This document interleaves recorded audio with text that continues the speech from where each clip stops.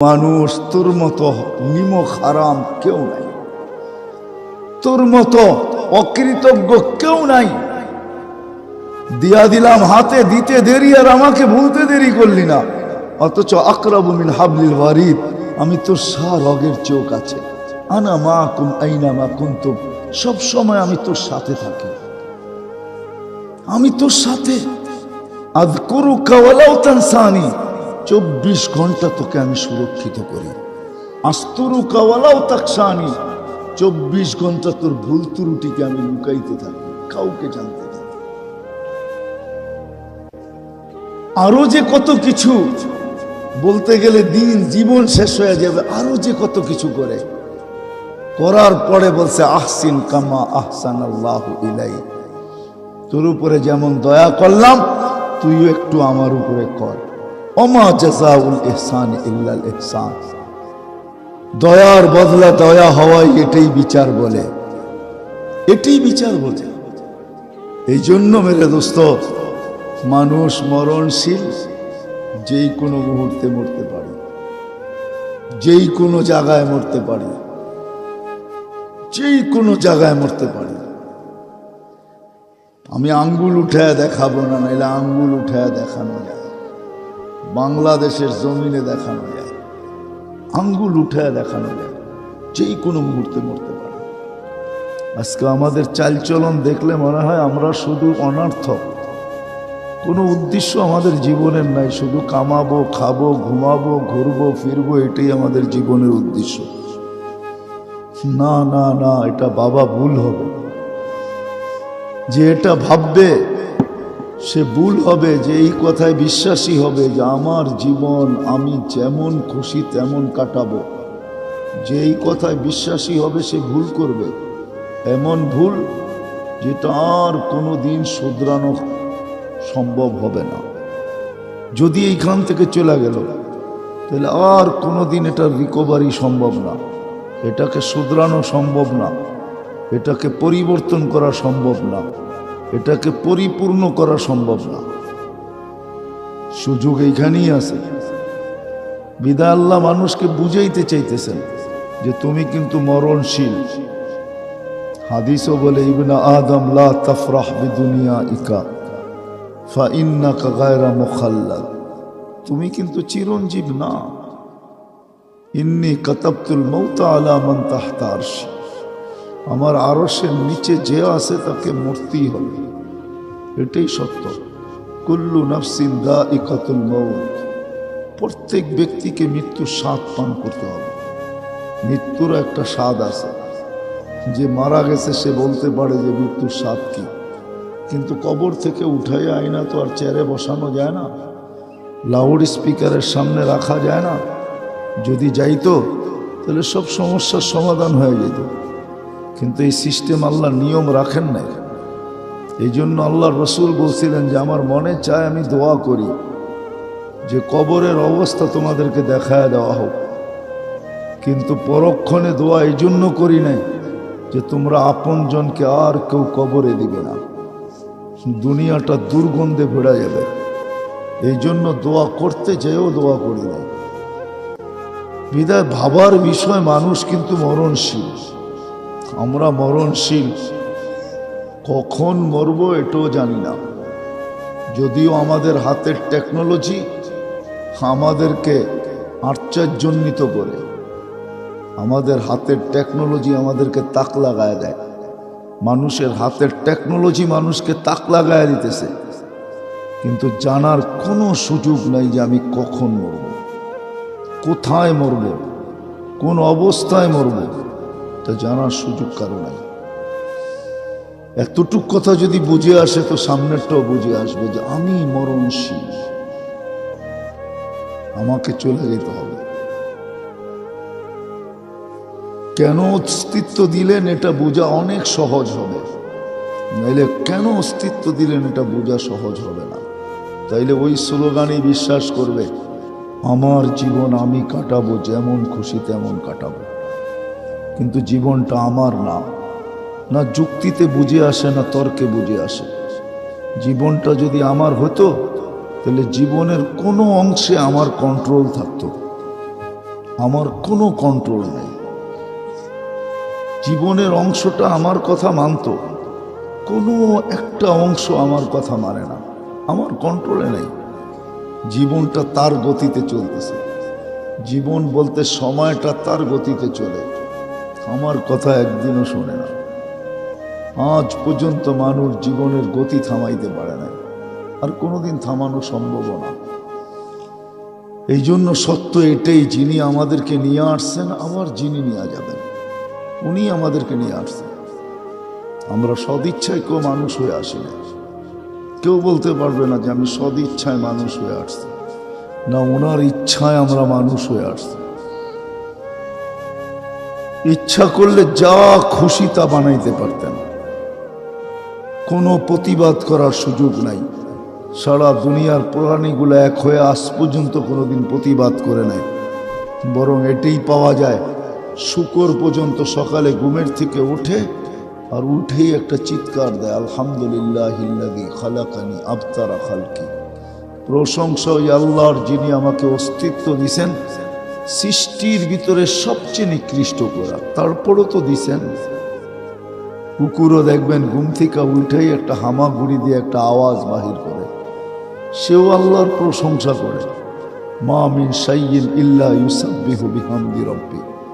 প্রত্যেকটা বস্তু আল্লাহর প্রশংসায় 24 ঘন্টা বাধ্য। মানুষই একমাত্র স্বভাব রাখে, নাইলে কোনো সৃষ্টি এই স্বভাব রাখে না। মানুষই একমাত্র অভ্যাস রাখে, স্বভাব রাখে। ইদা মাসাহুল খাইরু মানুয়া।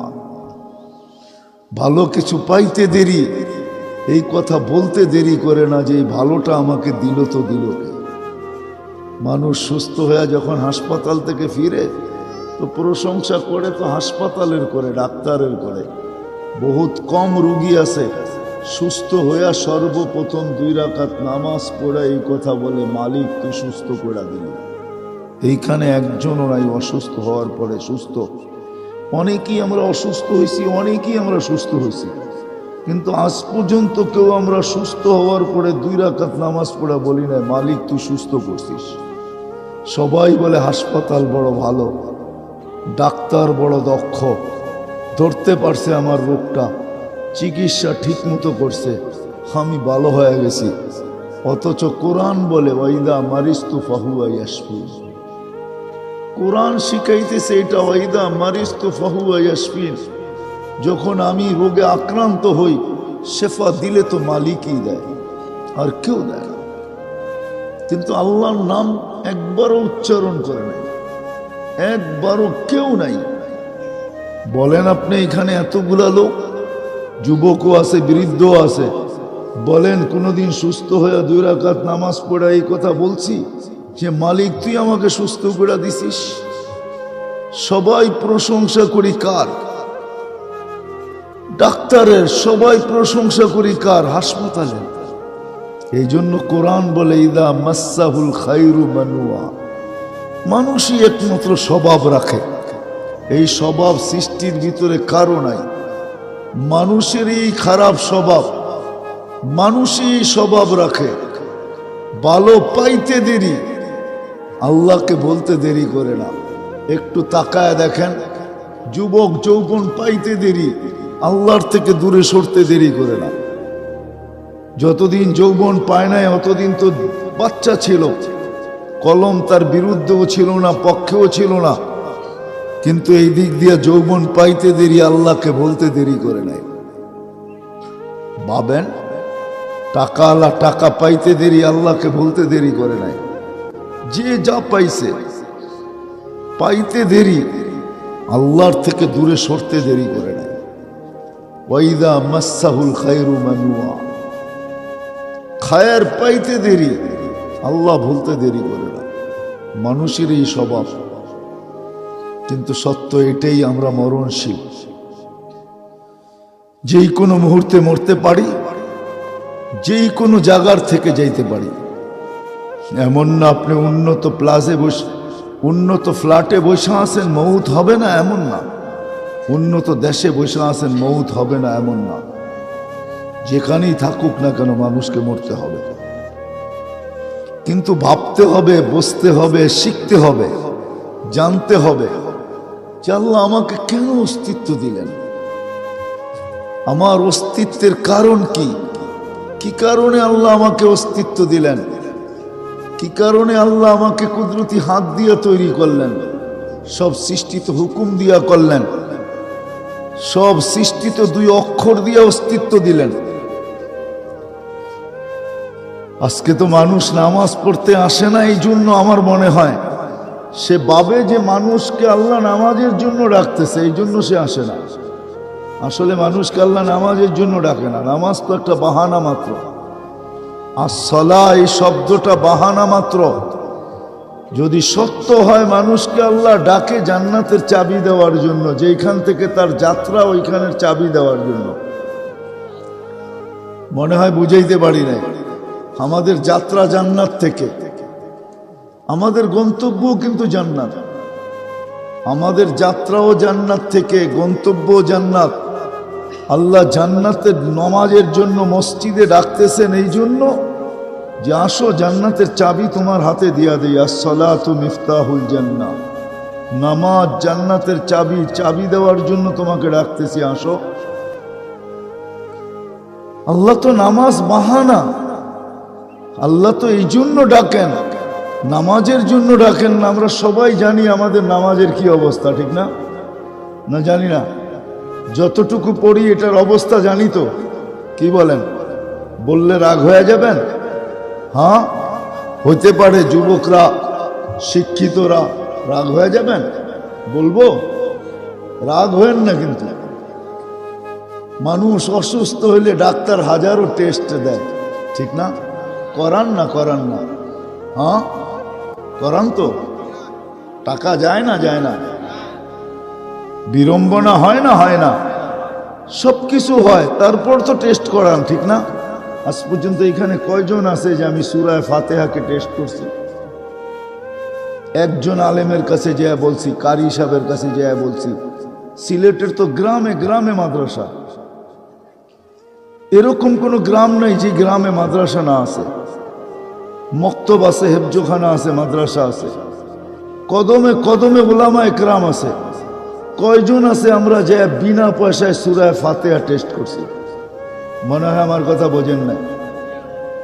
আলেমকে যে বলছেন হুজুর, নাইলে মক্তবের একটা ছেলেকেই বলতেন যে একটু আমার সূরা ফাতিহাটা টেস্ট করে দাও, আমি পড়ি, তুমি দেখো শুদ্ধ কিনা। সূরা ইখলাসটা টেস্ট করতেন যে কুল হু আল্লাহ আমি টেস্ট করতে আসছি, আমি পড়বো, তুমি দেখবা এটা শুদ্ধ কিনা। অথচ কুল হু আল্লাহ যখন নাজিল হয়, হায় হায় হায় হায়, কুল হু আল্লাহ যখন নাজিল হয়, নাজিল, আল্লাহ রসুল পড়তেছিলেন, গ্রাম্য সাহাবী নাচতেছিলেন আর চিৎকার দিতেছিলেন।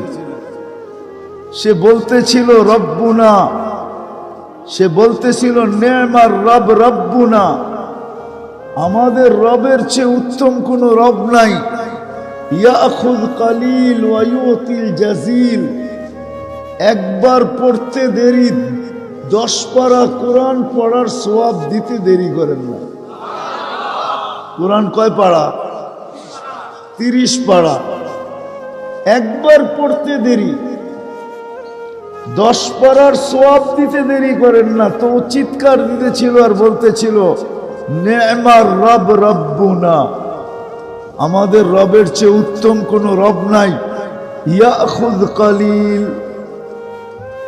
কুল হু আল্লাহ পড়তে কতক্ষণ লাগে? কুল হু আল্লাহু আহাদ আল্লাহুস সামাদ লাম ইয়ালিদ ওয়া লাম ইউলাদ ওয়া লাম ইয়াকুল লাহু কুফুয়ান আহাদ। হয়ে গেল 1 মিনিট। আমার মনে হয় ওই গ্রাম্যই বুঝছিল কুল হু আল্লাহ, আমরা বুঝি না। আমরা যদি বসতাম তাহলে সারাদিন পড়তে থাকতাম। আমরা যদি বসতাম, ওই গ্রাম্য বুঝছিল, এই জন্যই তো চিৎকার দিতেছে নেমার রব রব্বুনা, আমাদের রবের চেয়ে বড় কোনো রব নাই, উত্তম নাই, আমাদের রবই রব।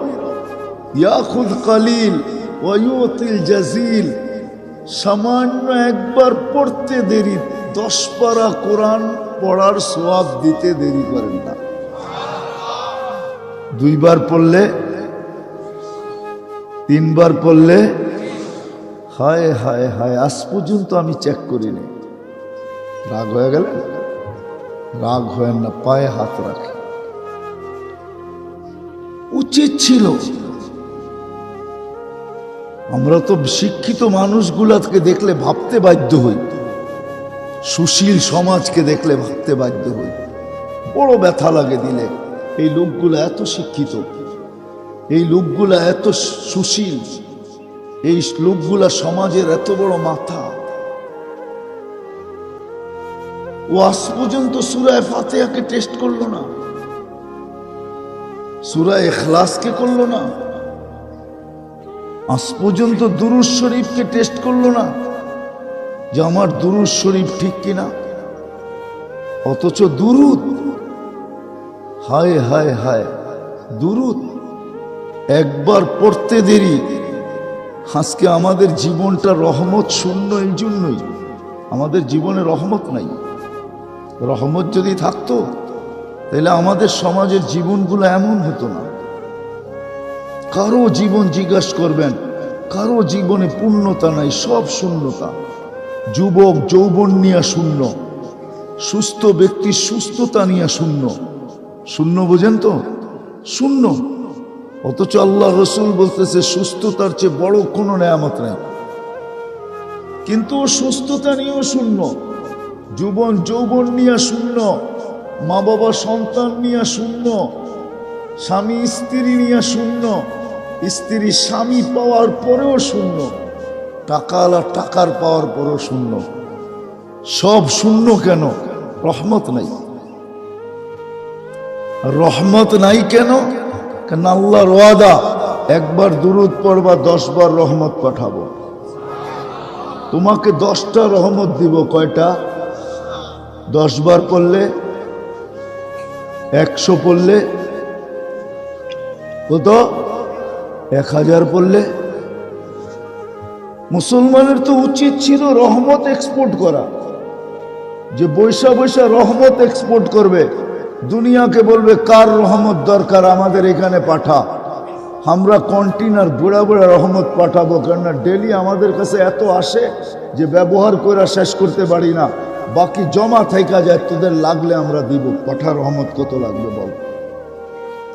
মুসলমান তো রহমত এক্সপোর্ট করবে। কাফের মুশরিক দুনিয়াদাররা ওরা বস্তু এক্সপোর্ট করবে, মুসলমান রহমত এক্সপোর্ট করবে। যদিও মসজিদে যে দোয়া পড়ি, আল্লাহুম্মা আফতাহ লি আবওয়াব রাহমাতিক, আল্লাহ রহমতের দরজা খুলে দেন, কিন্তু জানি না রহমত দরজা তো খুললো, রহমত কোত্থেকে আসবে এটাই তো জানি না। তো যেটা বলতেছিলাম, আজ পর্যন্ত তো টেস্ট করাইলাম না, একজনই মজলিসে পাওয়া যাবে না যে সূরা ফাতিহা টেস্ট করছে। তাবলীগেও যদি যায়, ওই জামাতে তো আলেম থাকে না, কারি থাকে না, নিজেরাই পড়ে। যে একটু ভালো পড়ে সে সবাইগুলা বলে দেয়, হ ঠিক আছে ঠিক আছে ঠিক আছে, কিন্তু যে ভালো পারে ও টেস্ট করায় না যে ওরটা ভালো হইলো কিনা, ঠিক হইলো কিনা। রাগ হয়ে যায় না? কিন্তু এই জন্য যেটা বুঝাইতেছিলাম, মানুষ মরণশীল, যেই কোনো মুহূর্তে যেতে পারে, যেই কোনো জায়গার থেকে যেতে পারে, যেই কোনো অবস্থার থেকে যেতে পারে। এই জন্য বোঝা উচিত আমার অস্তিত্বটা কেন, এটা বোঝা উচিত, শিখা উচিত, জানা উচিত। এটার জন্যই আল্লাহ আমাদেরকে বিবেক দিছেন, এটার জন্যই আল্লাহ আমাদেরকে বুদ্ধি দিছেন, এটার জন্যই আল্লাহ আমাদেরকে চিন্তা ক্ষমতা দিছেন, এটার জন্যই আল্লাহ আমাদেরকে সব কিছু দিছেন। এত দিছেন দিয়া নবীর মাধ্যমে জানায়া দিছেন, আন্নাস মাআদিন, আপনার উম্মতকে আমি ভান্ডার বানায় পাঠাইলাম। আন্নাস মাআদিন, ভান্ডার, ভান্ডার, যুবকের যৌবন ভান্ডার, যদি সে সঠিক ব্যয় করতে পারে। যুবকের যৌবন ভান্ডার, ভান্ডার বোঝেন তো? খনি, যদি সে সঠিক ব্যয় করতে পারে। চক্ষু ভান্ডার, দৃষ্টি ভান্ডার যদি সঠিক ব্যয় করতে পারি, একজনও এখানে নাই, না ইয়াং না বুড়া, যাদের মা বাবা বাচ্চা আছে একজনও নাই যে বাহির থেকে ছুটতে ছুটতে যেতেছে। একজন জিজ্ঞেস করে এত তাড়াহুড়া কেন? কয় বুঝবি না। কয় মানি? কয় যাব, দয়ার দৃষ্টিতে দেখব, কবুল হজের সোয়াব কামাবো, আর কবুল হজের বিনিময়ে জান্নাত, এই মুহূর্তে যায় জান্নাত নিজের নামে লেখায় নিব। একজনও এইখানে নাই যে এই নিয়তে বাহির থেকে যাইতেছে যে মা বাবাকে সদয় দৃষ্টিতে দেখব আর কবুল হজের সোয়াব কামাবো।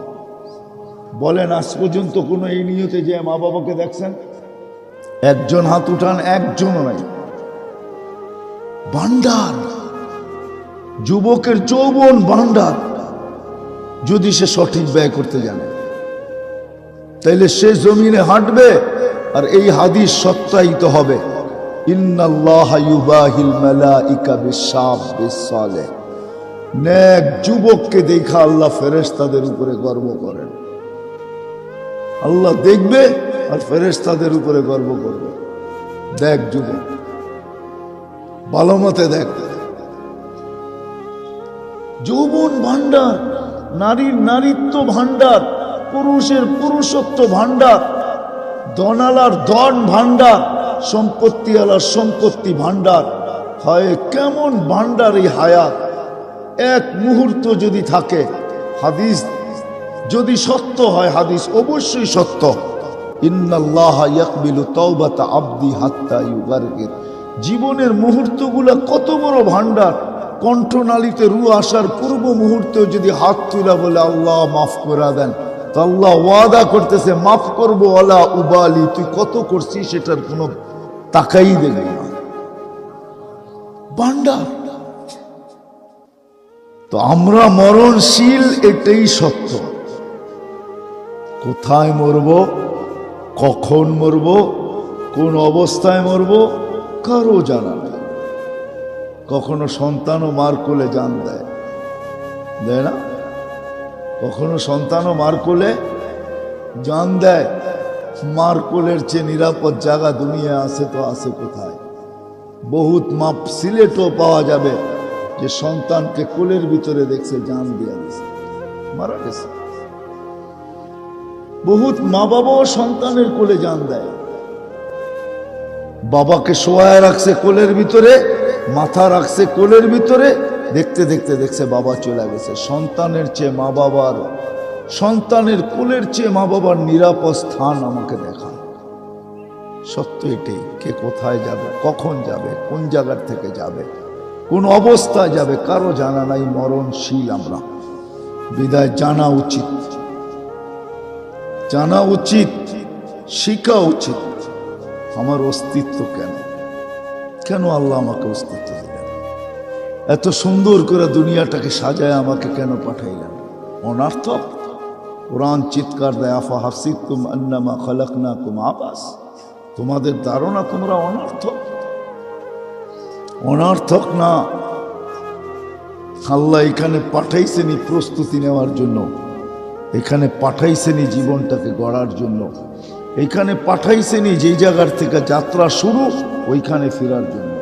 আমাদের যাত্রা জান্নাত থেকে জান্নাতে ফেরার জন্য আল্লাহ আমাদেরকে এইখানে পাঠাইছেন যে এই দিক দিয়া ঘুরে আসো, এই দিক দিয়া ঘুরে আসো। একক আপন মেহমান যদি হয় তো ওর জন্য একটা আলাদা, ওর জন্য দরজা ভিন্ন থাকে, ঠিক না? সবাই সামনেরটা দিয়া ঢোকে, বাড়ির জামাই বইলা কথা কয়, বাবা তুমি ভিতর দিয়ে আসো। সবাই সামনের দরজা দিয়ে ঢুকছে, আর বাবাকে কি বলতেছে? জামাইকে, বাবা তুমি ভিতর দিয়ে আসো। মনে বাড়ির ভিতর দিয়া ঢুকে আসো। কি মনে হয় বোঝেন নাই? হ্যাঁ, আমাদের যাত্রা জান্নাত থেকে যাব জান্নাতে। আল্লাহ বলে একটু ঘুরায়, এদিক দিয়ে ঘুরায়। এই জন্য দুনিয়াতে পাঠাইছেন, নাহলে পাঠাইতেন না, নাহলে জান্নাতেই থেকে যেতাম। কিন্তু সহজ, মানুষ তো মানুষ, মানুষ তো মানুষ, মানুষ তো মানুষ, মানুষ তো মানুষ। হতে পারে প্রস্তুতি নাও নিতে পারে, সঠিকভাবে নাও হতে পারে, কেননা ভিতরে একটা মন আছে, যে মনটা 24 ঘন্টা তাকে নিয়ে খেলতে থাকবে। বাচ্চা যেরকম খেলনা পাইলে সারাদিন খেলে, বাচ্চা যেরকম ফুটবল পাইলে সারাদিন লাথি মারতে থাকে, আমাদের মনটাও কিন্তু এরকম। কোরআন বলে ইন্নান নাফসা লাআম্মারা, মন সারাদিন তোমাকে নিয়ে খেলবে।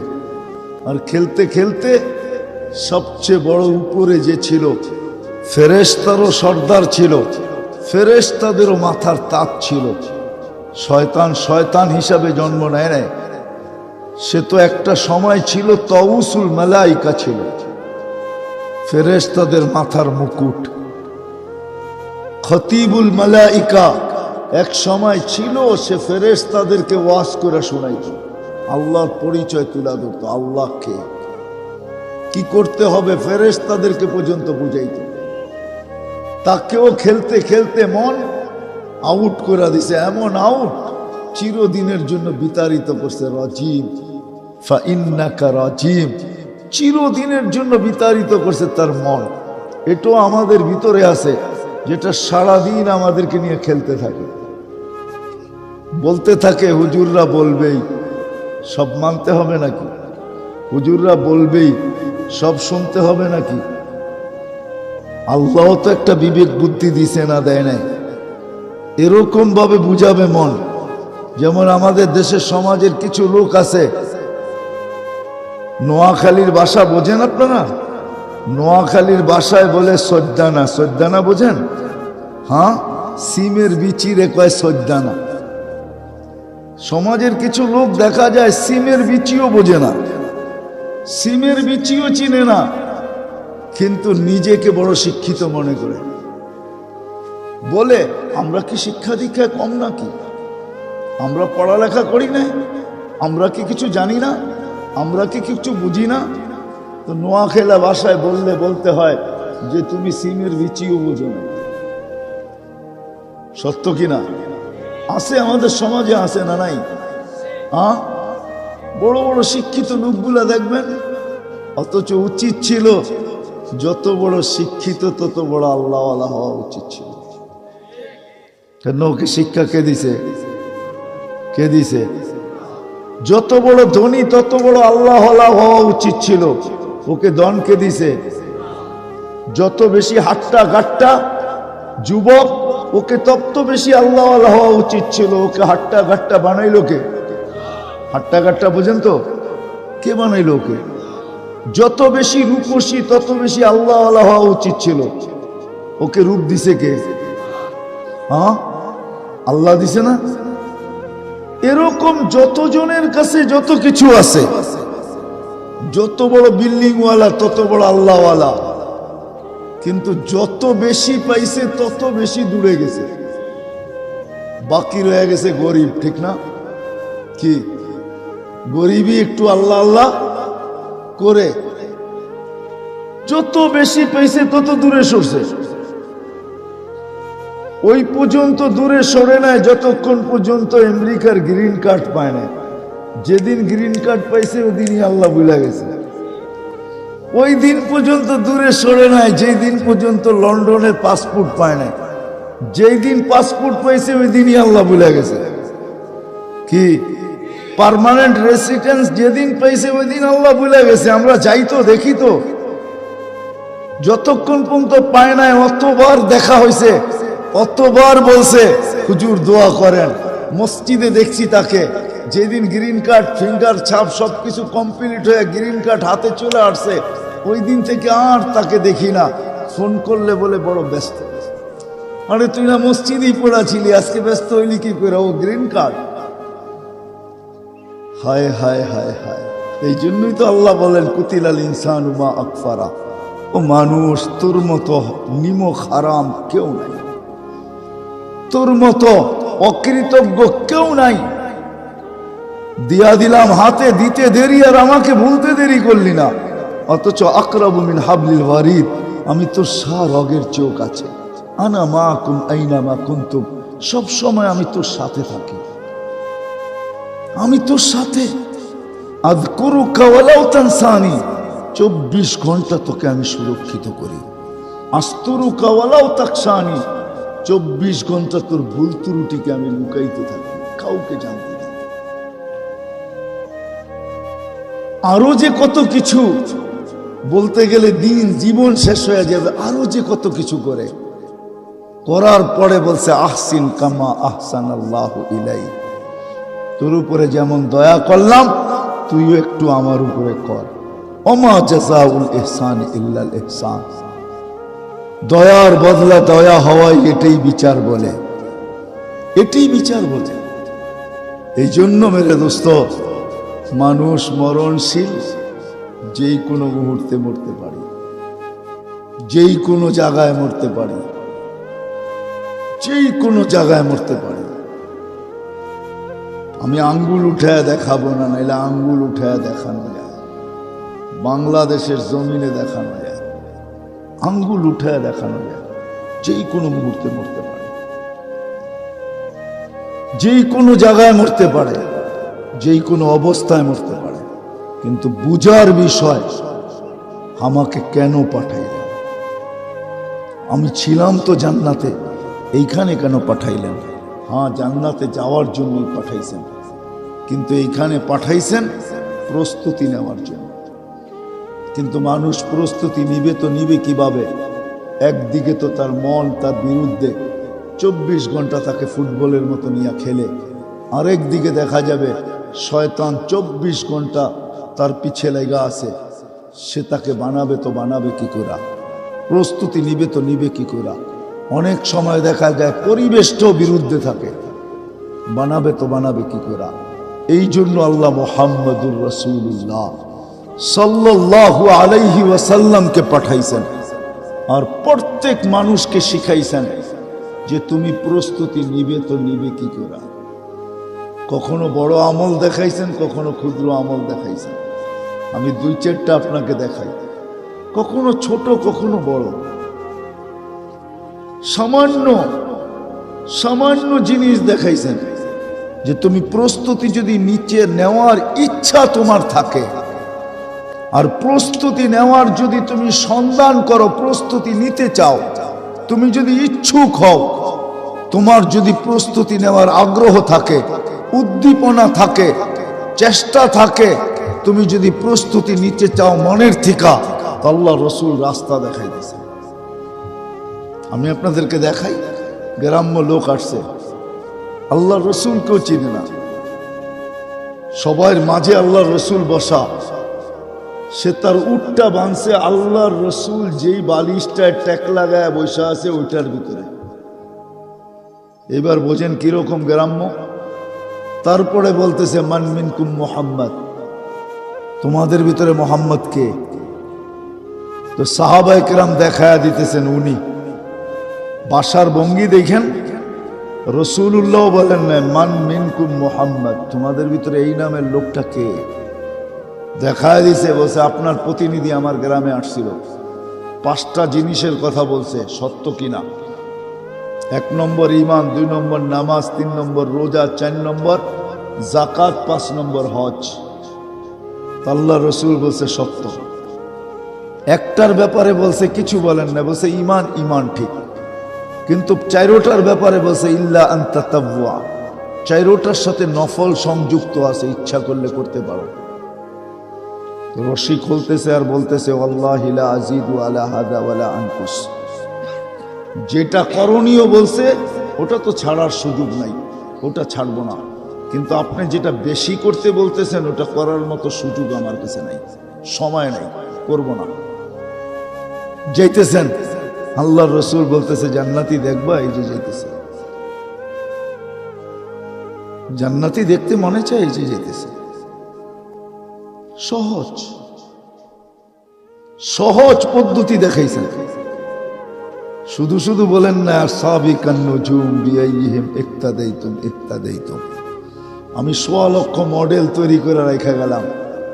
আমি জানি তোমরা সবাই একমতের হবে না, আমি জানি তোমাদের সবার ভিতরে এক ধরনের স্পৃহা হবে না, আমি জানি তোমাদের সবার ভিতরে এক ধরনের শক্তি হবে না, বিদায় ১৬ লক্ষ মডেল রেখা যেতেছি, যার যাকে পছন্দ হয়, যে যার মতো করতে পারো, করতে দেরি, হেদায়েতের মালা পড়তে দেরি করবে না।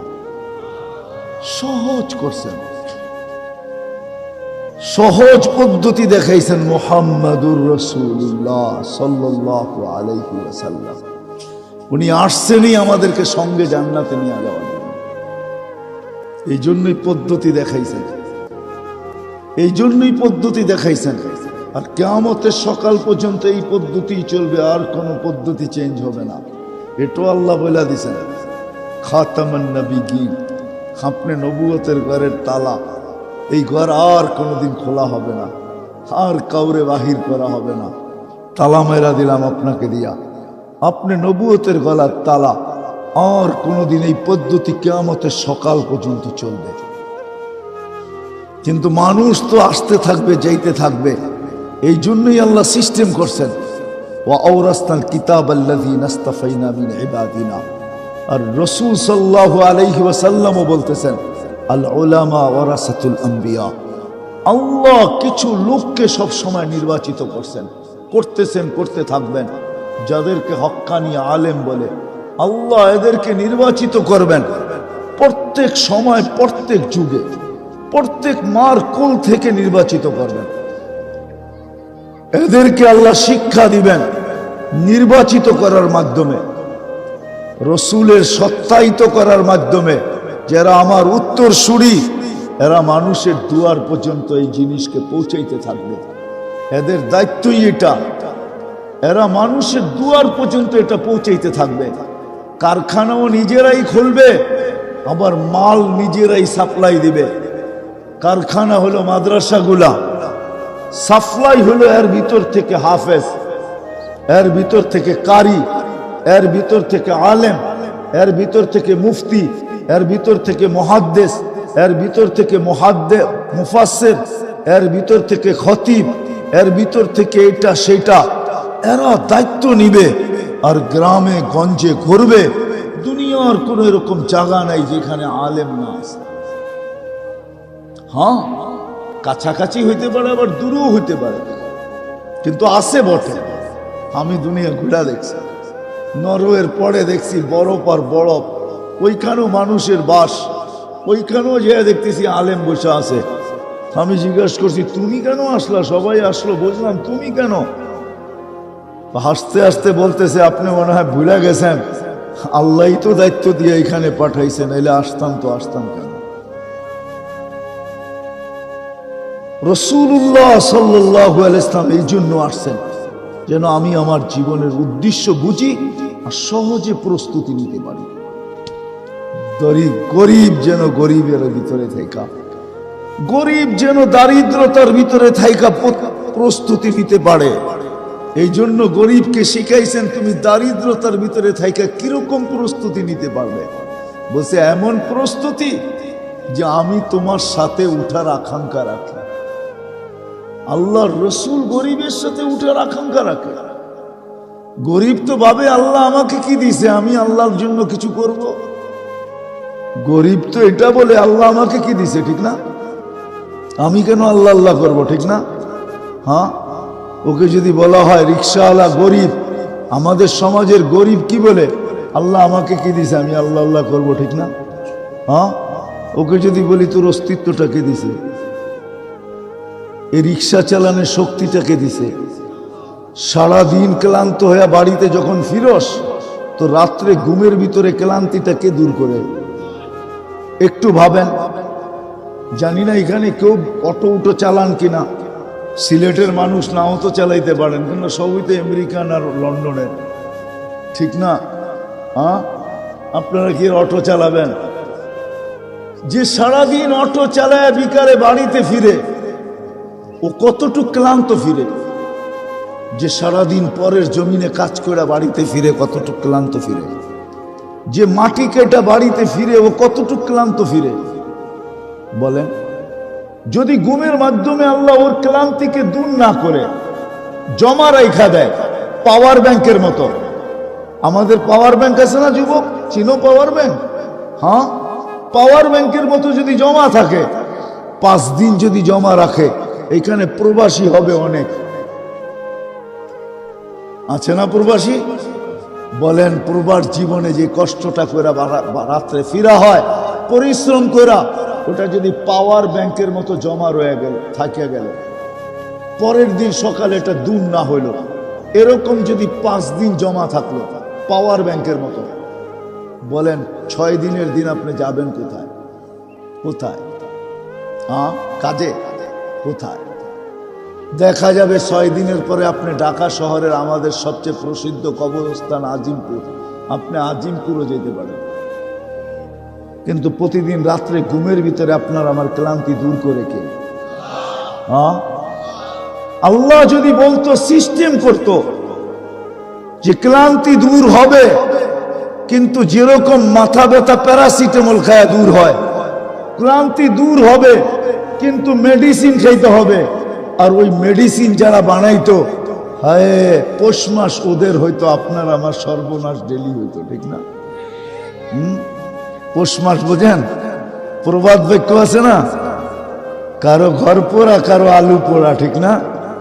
পৌষ মাস ওদের ডেলি হইতো আর আমাদের সর্বনাশ ডেলি হইতো। আল্লাহ কুদরত দিয়ে প্রতি রাত্রে ঘুমের ভিতরে ক্লান্তি দূর করে, না করে না? ডেলি সুস্থ রাখার জন্য হায় হায়, হুজুর তো থাকে ইবনে সিনার সামনে, জিজ্ঞাসা করেন ওইখানে ডায়ালিসিস করতে কয় টাকা নেয়, কয় ঘন্টা লাগে, ডেলি কয়বার ডায়ালিসিস করা যায়? ডেলি একবারও করা যায় না, সপ্তাহে 4 বার করা যায়, উঠবে, এর বেশি করা যায় না।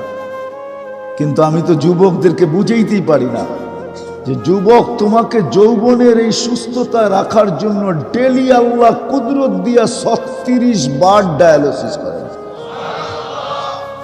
প্রত্যেক নারী পুরুষকে সুস্থ রাখার জন্য ডেলি আমাদের কিডনি কুদরতি ভাবে 36 বার ডায়ালিসিস করেন। একবার যদি আল্লাহ কমায় দেয়, 1 মাস পরেই আপনি হাসপাতালে। ডেলি 36 বার। এই জন্য শিখা উচিত, আমি মরণশীল, যেই কোনো মুহূর্তে মরতে পারি, যেই কোনো জায়গায় মরতে পারি, যেই কোনো অবস্থায় মরতে পারি। এই জন্য শিখা দরকার আমার অস্তিত্ব কেন, এটা শিখানোর জন্যই মুহাম্মদুর রাসূলুল্লাহ সাল্লাল্লাহু আলাইহি ওয়াসাল্লাম আসছেন। শিখো তোমার অস্তিত্ব কেন, তুমি যাবে তো যাবে কোথায়? তোমার যাত্রাও জান্নাত থেকে, তুমি যাবেও জান্নাতে। শুধু একটু দুনিয়াটা ঘুরে তোমাকে যেতে হবে। যেমন অনেক সময় হয় বাইপাস রোড থাকে, এই রোডে কাজ চলতেছে, আরেক রোড খুলে একটু ঘুরে আসতে হইতেছে, আসতেছে নিজের বাড়ি। আল্লাহ বলে জান্নাতেই আসবে, কিন্তু দুনিয়া ঘুরে আসো, প্রস্তুতি নিয়ে আসো। ওই প্রস্তুতি প্রত্যেক ব্যক্তি কিভাবে সহজে নিতে পারে, এই জন্যই আল্লাহ রাসূল শুধু শিখান নাই, শুধু শিখায় দেওয়া যান নাই, কসম খোদার চোখের পানিও ঝরায় গেছে। নিজের সমস্ত জীবনের দোয়া উম্মতের জন্য করে গেছে। বলছেন প্রত্যেক নবীর এক একটা দোয়া থাকে, খাস দোয়া থাকে, প্রত্যেক নবী দুনিয়াতে করে শেষ করে দিছেন। আমাদের নবীজি দুনিয়ায় করেন নাই। জিজ্ঞাসা করছে, আপনি কেন করলেন না? আপনি কেন সবার বিপরীত? আপনি কেন সবার থেকে ভিন্ন? এটা গচ্ছিত রাখছি, কিয়ামতের মাঠে করব। কার জন্য করবেন? উম্মতের জন্য। হাসানের জন্য না, হুসাইনের জন্য না, আলীর জন্য না, ফাতেমার জন্য, নিজের সাহাবীদের জন্য না, আবু বকর, ওমর, ওসমান, আলীর জন্য না, বলছে উম্মতের জন্য করব। যিনি শুধু শিখায় যান না, চোখের পানিও জড়ায় গেছে। আমি বললেই বলবেন এক্সেস বলি, আমি তো সারা দিন এগুলা পড়তে থাকি, আর আমি ভাবতে থাকি কি নবী দিল, উম্মত কেন চিনল না? আমরা কেন চিনলাম? আমরা কেন জানলাম না? কেমন নবী আল্লাহ আমাদেরকে দিলেন, কেমন রসুল আল্লাহ আমাদেরকে দিলেন, কেমন হারিসুম বিল মুমিনিন দিলেন, কেমন রউফ দিলেন, কেমন রহিম দিলেন। কেননা নবীর জিন্দেগি না পড়লে বোঝা যাবে না, গভীর পড়তে হবে, সর্বক্ষণ পড়তে হবে যে কেমন নবী আমাদেরকে দিলেন, আমরা কেন চিনলাম না। কোরআন পড়লে বোঝা যায়। আল্লাহ নিজে বলতেছে আপনার উম্মত যত জুলুম করুক না কেন নিজের উপরে, যদি আপনার কাছে আসে, আপনার কাছে যদি আসলো, আস্তাগফারাল্লাহ, আয়েশা আমার কাছে মাফ চাইলো, আমি উম্মতের দিকে দেখব না, আপনার দিকে দেখব আপনি কি করেন। আপনি যদি একটু ইশারা দিতে দেরি, আস্তাগফারা লাহুর রাসূল। কি হুজুররা, কোরআনের আয়াত তো, ইদ জালামু আনফুসাহুম, আমি পুরা পড়তেছি না। তারপরে বলতেছে ইন জাউকা, আপনার কাছে যদি আসে, আস্তাগফারাল্লাহ, আল্লাহর কাছে মাপ চাইল, আস্তাগফারা লাহুর রাসূল, আপনি যদি হা বলে দিলেন, শুধু পক্ষে রায় দিলেন, পক্ষে ইশারা করলেন, মুখেও বলতে হবে না, আপনি ইশারা করলেই হলো। আপনি যদি পক্ষে বললেন, ইশারা করলেন, লাওয়াজাদুল্লাহ তাওয়াবার রহিমা, লামে তাকিদ, আল্লাহ বলে অবশ্যই অবশ্যই আমি মাফ করে দেব। কেমন রসুল পেলাম, কেমন রসুল পেলাম। আমি না নিজে বুঝতে পারলাম না, আমার সমাজকে বুঝাইতে পারলাম। বুঝাইতে গেলেই বলে আপনি অতিরঞ্জিত করেন। হায় হায়, মোহাব্বতের তো কোনো ধর্ম থাকে না, ঠিক না? আম্মা জান আয়েশা রাদিয়াল্লাহু তাআলা আনহাকে আল্লাহ রাসূল সবচেয়ে বেশি ভালোবাসতেন আর দোয়া করতেন, লা তাখুযনি ফি হুব্বি আয়েশা, আল্লাহ আয়েশার ভালোবাসার ব্যাপারে আপনি ধরেন না আমাকে। হক তো সবাই সমান দেই, কিন্তু ভালোবাসাটা এর সাথে একটু বেশি। আর কেমন বেশি, দুনিয়ার সর্বশেষ জিনিস যেটা আল্লাহ রসুলের মুখে গেছে, এটা আম্মা জানের মুখের লালা, থুতু। কারণ আম্মা জান মেসওয়াক চাবায়া দিয়েছেন আল্লাহ রসুলকে, থুতু গেছে না যায় না, আল্লাহ রসুল ওটা দিয়ে মেসওয়াক করছেন। আম্মা জানের থুতু আল্লাহ রসুলের দাঁত মুবারকে লাগছে না লাগে না? এটা দুনিয়ার শেষ জিনিস। আম্মা জানের কামরাটাই আল্লাহ রসুল এখনো ঘুমাইতেছেন। আল্লাহ রসুল যেন বুঝাইতে চাইতেছে, তুমি দূরে হইলে কি হবে, তোমার কামরাটার ভিতরেই আমি। আম্মা জানের কবর যদিও ওই কমরায় নাই, আম্মা জান নিজের জায়গা দিয়া দিছেন ওমর রাদিয়াল্লাহু তাআলা আনহুকে, কিন্তু আল্লাহ রসুল বুঝাইতেছে, তুমি অন্য জায়গায় শুইলে কি হবে, আমি কিন্তু তোমার কামরাই আছি, আমি কিন্তু তোমার ঘরেই আছি। কেমন মোহাব্বত! আমরা তো রসুল চিনলাম না, যিনি আমাদেরকে শিখায়া গেছেন। প্রত্যেক ব্যক্তিকে তার ক্ষেত্রে শুধু শিখায়া যান নাই, কসম খোদা চোখের পানি ঝরায় গেছে, এখনো জড়াইতেছে। যদি না জড়াইতেন তাহলে মুসাদ্দেসে হালি রহমতুল্লাহ আলাই, আলতাফ হোসেন হালি রহমতুল্লাহ আলাই এই কবিতা কোনোদিন লিখতেন না, রওজায়ে আতহারে যায় চিৎকার দিতেন না, আয় খাসায়ে খাসানে রসুল ওয়াক্তে দোয়া হ্যায়, উম্মত পে তেরি আকে আজব ওয়াক্তে পড়া হয়। হে আল্লাহর রসুল, উম্মতের যে দুরবস্থা, এইখান থেকে উম্মতকে বাঁচাইতে পারে একমাত্র আপনার কান্না, আপনার দোয়া, এছাড়া উম্মতকে বাঁচানোর কোনো রাস্তা নেই। এখনো কাঁদেন, কিয়ামতের দিনও কাঁদবেন। আসেন শিখি, প্রস্তুতি নেই, মানুষ কিন্তু মরণশীল। কিয়ামত পর্যন্ত এই শিখানের জন্য, বুঝানোর জন্য, যদিও সর্বশেষ নবী আর নবী আসবে না, এই জন্যই উলামায়ে কেরাম কাঁধে দায়িত্ব নিয়া, কে কি বলল বলল, কতটুক কামাই হইল হইল, এটা দেখে না। আজকে মানুষ অর্থের পিছে ছুটে বেড়াইতেছে। এই মাদ্রাসাগুলাতে 5,000 7,000, আমার মনে হয় না এই মাদ্রাসার বেতন 10,000-এর উপরে হবে। 10,000-এর উপরে হবে আমার মনে হয় না। হ্যাঁ সত্য তো? অথচ অটো চালাইলে মাসে কামানো যায় 20,000।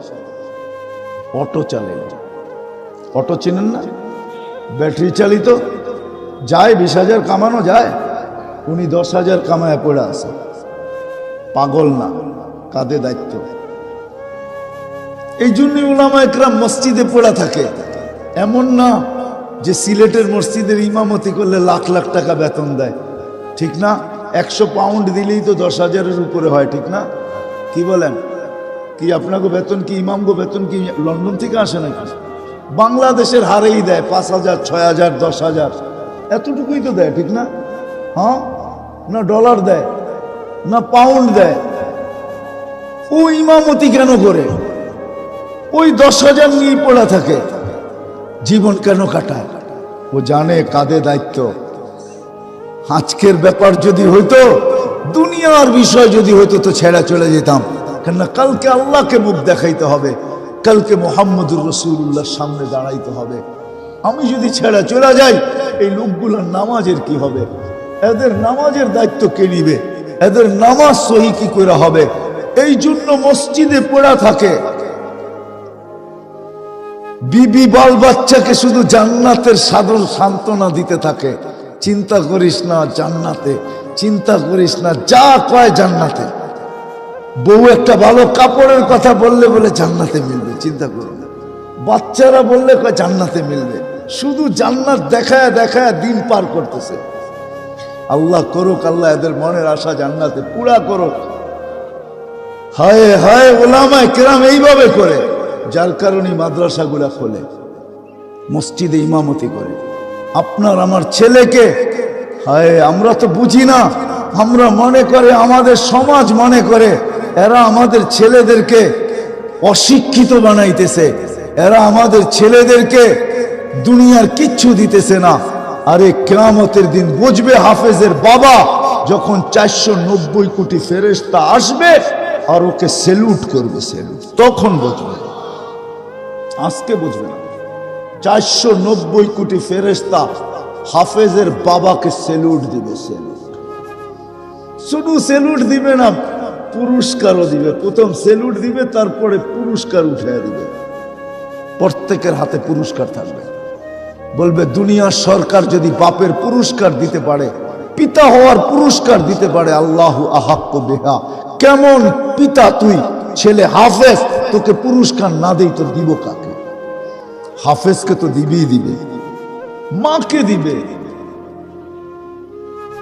হায় আপনার ছেলে আল্লাহ দেখায়, তারপরও কেন বুঝি না, জানি না।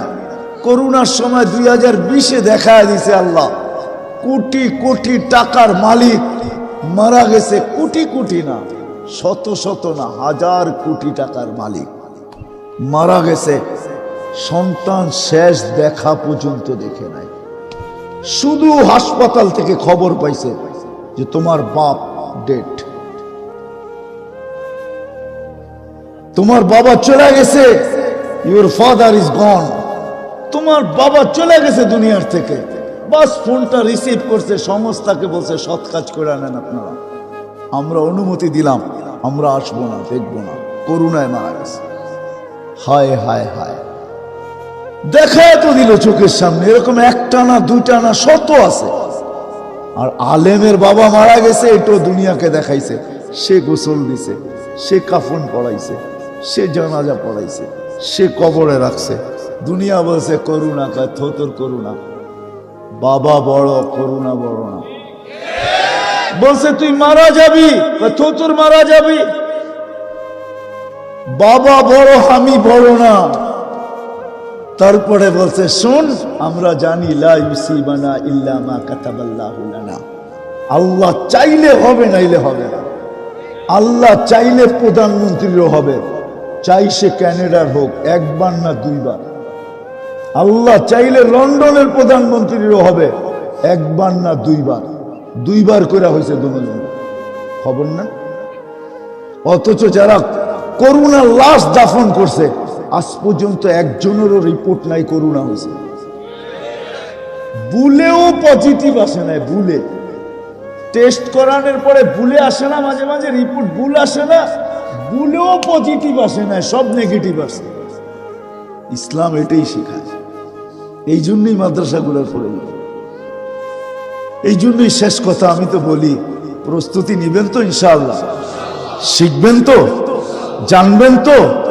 প্রস্তুতির সবচেয়ে বড় নিদর্শন যেটা, সেটা হলো 5 ওয়াক্ত নামাজ। এই মজলিসে যারা আছি যে আসর থেকে আর জীবনে কোনোদিন সদ ইচ্ছায় নামাজ ছাড়বো না। ওয়াদা? হ্যাঁ ওয়াদা পাক্কা তো? আল্লাহ কিরকম সুযোগ দিছে তারপরও নামাজ পড়ি না। আমার মনে হয় না কোনো উম্মতের জন্য ইমাম ছিল। আমি পাই না, হুজুররা পাইছে কিনা জানি না। বড় বড় হুজুরদেরকে জিজ্ঞাসা করলে পাওয়া যেতে পারে। কোনো ইমাম ছিল কোনো উম্মতের জন্য? হ্যাঁ জানা আছে? আমার মনে হয় না। যার যার নামাজ শেষে পড়তো,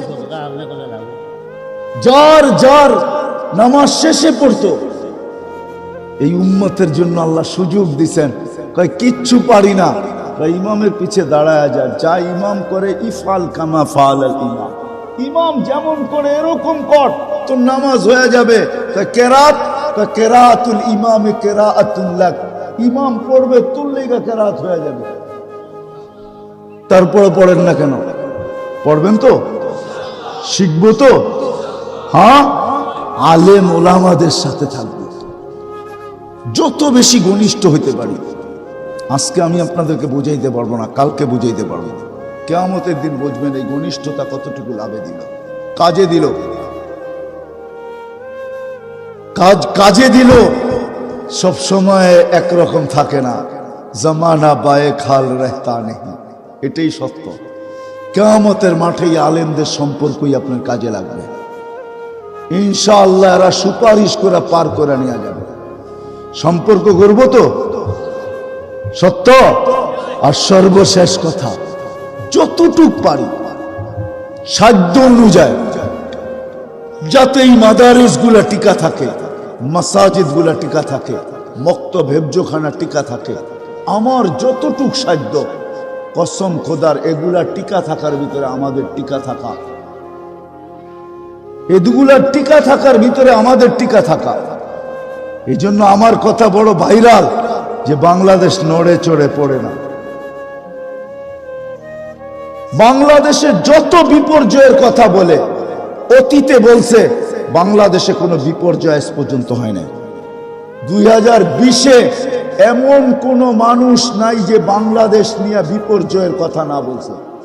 আমি নাম বলবো না, নাম বললে অনেককে আপনারা আমার চেয়ে বেশি চিনবেন। লক্ষ লক্ষ মরে যাবে, পাওয়া যাবে না দাফন করার কেউ। বাংলাদেশে কোনো বিপর্যয় হয় নাই, হয়েছে? হ্যাঁ ভূমিকম্প 2 দিন আগে আসছে নেপালে, 6.6, সবকিছু সোয়ায় থুয়া চলে গেছে। বাংলাদেশে 7.8 হয়েছে, কিচ্ছু হয় নাই। 10 নম্বর মহাবিপদ সংকেতের বুলবুল আসছে, কয়েকটা কলা গাছ নিয়ে চলে গেছে, আর কিচ্ছু হয় নাই। সামনে যত বিপর্যয়ের কথা শুনতেছি, ইনশাআল্লাহ বিশ্বাস কিচ্ছু হবে না। কেন আমি ওইটা বলতে পারতেছি না যেটা কোরআনে লেখা আছে। সুফিয়ানে সৌরি রহমতুল্লাহ আলাইহি বলতেছে যে কোরআনে 84 জায়গায় আছে যে আল্লাহ বান্দার রিজিকের দায়িত্ব নিছে। কোথাও দায়িত্ব নেয় না এরকম এক জায়গায় পাই না, 84 জায়গায় আছে দায়িত্ব নিছে। শুধু এক জায়গায় পাইছি যে উনি খালি ভয় দেখাইতেছে। এক জায়গায় কোরআনে আছে উনি খালি কি চিনেন ওনারে? আমাদের চির দুশ্মন, উনি খালি ভয় দেখায়। খরচ করলেই কমে যাবে, তুই গরিব হয়ে যাবি, দুর্ভিক্ষে পড়বি, এটা হবে সেটা হবে, খালি উনি ভয় দেখায়। আল্লাহ 84 জায়গায় বলছে আমি দায়িত্ব নিলাম। এই মাদ্রাসাগুলা টিকা থাকবে, মসজিদগুলা টিকা থাকবে। আমার বিশ্বাস যে যা কোক বাংলাদেশে কোনোদিন বিপর্যয় হবে না।